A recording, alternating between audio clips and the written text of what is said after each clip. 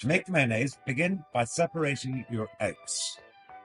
Place the whites into a bowl for another use and place the yolks in the bowl in which you're going to make the mayonnaise.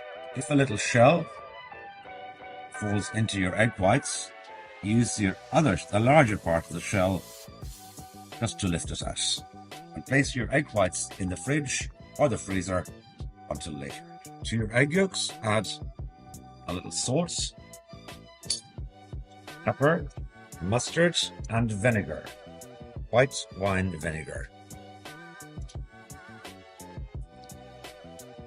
Take your oils and holding them in a jug, we're going to whisk the oil slowly on top of the beaten egg yolks. So a thin little dribble of oil, going slowly to begin with. Slowly adding the oil, so the oil and the eggs emulsify and become one.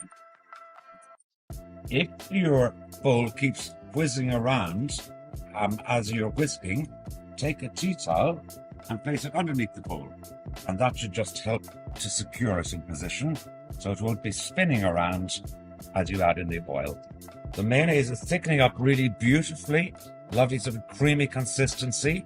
So I'm going to just whisk in the last of my oil, still maintaining a steady, gentle stream.